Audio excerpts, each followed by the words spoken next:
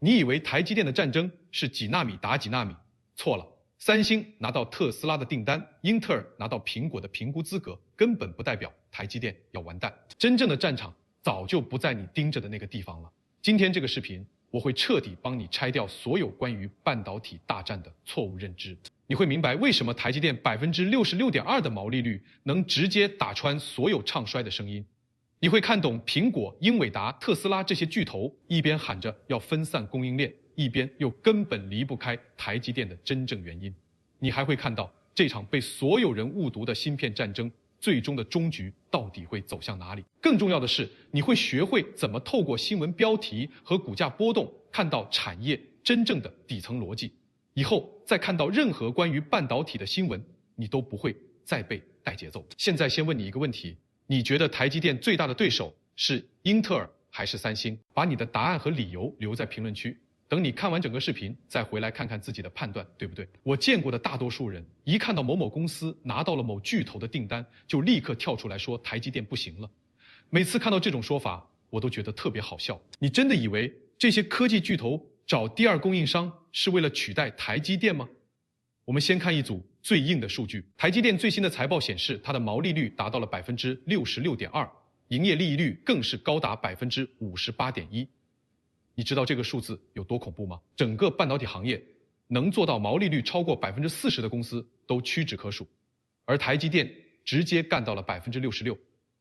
这意味着什么？意味着同样生产一块芯片，台积电赚的钱是竞争对手的2倍甚至3倍。而且这还不是最可怕的，最可怕的是在毛利率这么高的情况下，它的先进制程产能仍在满负荷运转，核心订单排到了2027年底。我们再看看它的竞争对手，三星的代工业务毛利率只有20%左右，而且还在持续亏损。英特尔就更不用说了，它的代工部门至今没有实现盈利，每年还要靠其他业务输血才能活下去。你告诉我，这样的2家公司怎么可能在短时间内反超台积电？很多人会说，三星有2纳米制程，英特尔有18A 制程，他们很快就能追上台积电。但问题来了，制程数字真的能代表一切吗？如果制程数字就是战斗力，那台积电早就被打败了。你想想，如果你是马斯克，你手里握着特斯拉未来10年的自动驾驶芯片订单，你会把所有的鸡蛋都放在台积电一个篮子里吗？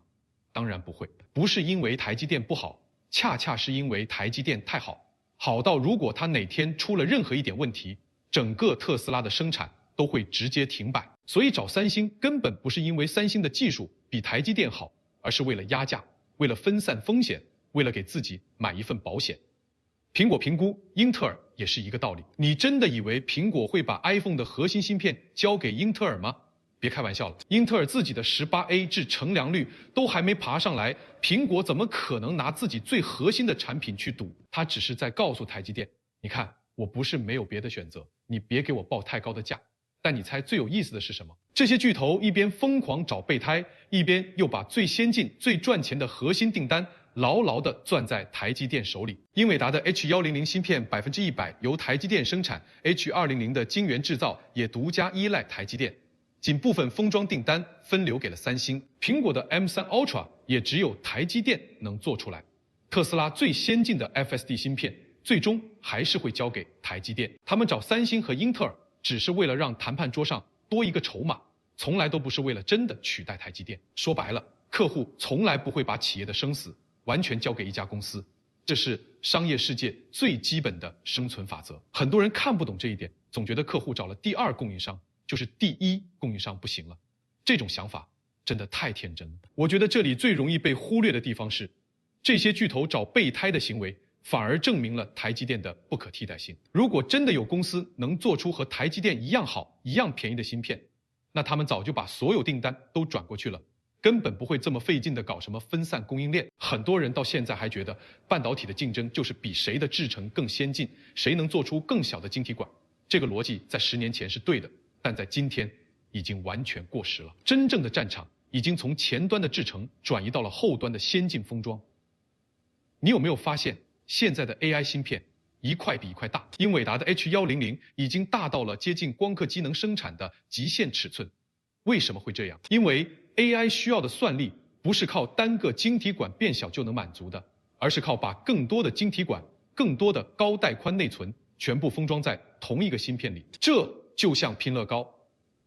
以前大家比的是谁的积木块做得更小，现在比的是谁能把更多不同的积木块严丝合缝地拼在一起，而且拼出来的东西还能稳定运行。你单个积木块做得再小，如果拼不起来，或者拼起来之后一用就坏，那也没有任何意义。台积电现在最厉害的根本不是它的3纳米或者2纳米制程，而是它的 CoWoS 先进封装技术。这项技术的年复合增长率接近80%，而且目前全世界只有台积电能做到大规模高良率的量产。三星也能做 CoWoS， 但良率仅为台积电的70%、-75%，成本却高了15%、-20%。英特尔就更不用说了，它的先进封装技术至少落后台积电2年，而且这还只是技术本身的差距，更可怕的是生态上的差距。更关键的是，台积电已经围绕先进封装建立了一个别人根本抄不走的生态系统，从 IP 设计到 EDA 工具到测试设备，再到散热解决方案，所有的上下游厂商都在跟着台积电的节奏走。以前大家总说台积电是淘金热里卖铲子的人，但现在这把铲子已经不是一个人能造出来的了，它需要几千家公司一起配合，缺了任何一个环节你都造不出来。你砸钱能买到光刻机，能买到设备，却买不到几十年积累下来的良率经验，更买不到整个生态系统的信任。我听过一句特别对的话，先进制程最可怕的地方，不是实验室里跑出一次漂亮的数据，而是每天、每周、每个月，在几十万片晶圆的大规模生产里，稳定地交出合格的产品。很多公司都能在实验室里做出2纳米甚至1纳米的样品，但一到量产，良率就掉到10%以下，根本没有任何商业价值。台积电最恐怖的地方就在这里，它能把别人实验室里的技术变成工厂里每天都在生产的商品。你知道良率差10%意味着什么吗？意味着同样生产100片晶圆，台积电能交出90片合格的芯片，而你的对手只能交出80片，那你的成本就会比台积电高12.5%，而且交货周期还会更长。在半导体这种竞争激烈的行业里，12.5%的成本差距已经足够让你彻底失去竞争力了。而且良率这个东西不是靠砸钱就能快速提升的，它需要几十万次的试错，需要无数工程师一点点的调整参数，需要几十年的经验积累。这就是为什么三星追了台积电这么多年还是追不上的根本原因。很多人说半导体行业是一个烧钱的行业，只要有钱就能追上，但我要告诉你，半导体行业更是一个烧时间的行业。你可以用1年的时间建起一座工厂，用2年的时间买来所有的设备，但你不可能用3年的时间积累起别人30年的良率经验。讲到这里，如果你发现自己已经开始重新理解半导体的竞争逻辑了，那就顺手点个赞，说明你已经抓到重点了。讲完了技术，我们再来讲一个所有人都绕不开的话题，那就是台积电的全球化布局。很多人说台积电赴美建厂是被美国掏空了，是台湾半导体产业衰落的开始。我觉得这个说法只说对了一半。台积电去美国建厂确实不是他自己心甘情愿的，但也绝对不是被掏空，它更像是一种政治现实下的权力分配。台积电把一部分产能搬到美国，本质上是把台积电的一部分变成了美国供应链的一部分。这样一来，美国就不用再担心台积电的供应链安全问题，而台积电也能换来美国政府的补贴和订单。这是一笔双方都能接受的交易。台积电不是被美国替代，而是被美国吸纳。但这并不代表没有风险，真正的风险不是台积电被美国掏空，而是台湾半导体的不可替代性正在被全球慢慢稀释。以前全世界只有台湾能生产最先进的芯片，现在美国有了，日本有了，欧洲也在建。虽然这些工厂的技术和产能都远远比不上台湾的总部，但他们的存在本身就已经降低了台湾的议价权。以前所有的科技巨头都要排队求台积电给产能，现在他们开始慢慢把一些中低端的订单转移到其他代工厂了。而且更重要的是，这些海外工厂会培养出一批新的半导体人才。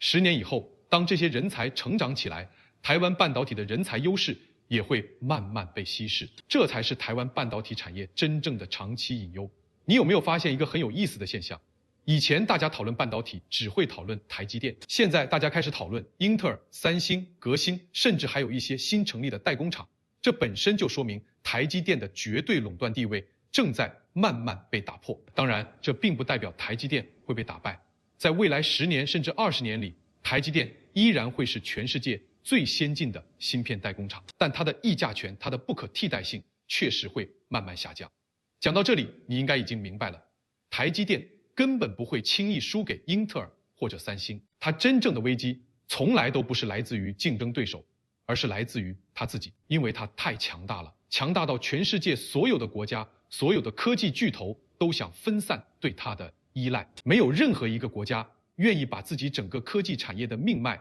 交到另一个地区的一家公司手里，也没有任何一个科技巨头愿意让自己的生死被一家供应商拿捏，所以他们一定会扶持更多的竞争对手，一定会分散自己的供应链。这不是因为台积电做错了什么，而是因为它太强了，强到让所有人都感到恐惧。真正的强者不是没有对手，而是在所有对手围攻时，依然能把最难的产品留在自己手里。所以以后再看半导体的新闻，别只盯着股价和新闻标题，别看到三星拿到一个订单就说台积电要完了，也别看到英特尔的制程有了一点进展就说弯道超车了。你要看的是产业的重心正在往哪里转移，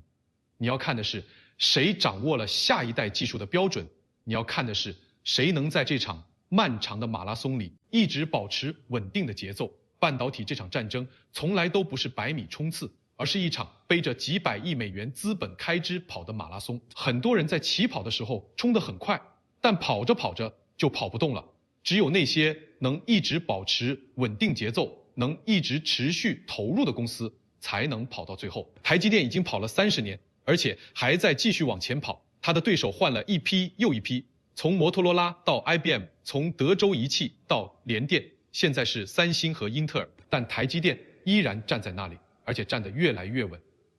当然，台积电也不是没有弱点，它的地缘位置、它的客户集中度都是它无法回避的问题，但这些问题都不是致命的。真正致命的问题是，当全世界都想分散对你的依赖时，你该怎么办？这个问题没有标准答案，但我相信台积电已经在思考这个问题了。它的全球化布局，它在先进封装领域的持续投入，都是它给出的答案。最后再问你一个问题，你觉得台积电这种因为太强大而被所有人孤立的处境，是它自己的宿命，还是整个产业的必然？把你的判断和理由留在评论区，我会挑几个最有深度的观点和你继续深入拆解背后的逻辑。如果你喜欢这种透过现象看本质的深度分析，订阅我的频道，后面我还会继续拆解英伟达、苹果、特斯拉这些科技巨头的底层逻辑，帮你看懂这个复杂的商业世界。最后提醒大家，本视频内容仅为个人观点和信息分享，不构成任何投资、金融或专业建议。所有涉及投资和产业判断的内容，请大家结合自身情况理性决策。如有需要，请咨询相关领域的专业人士。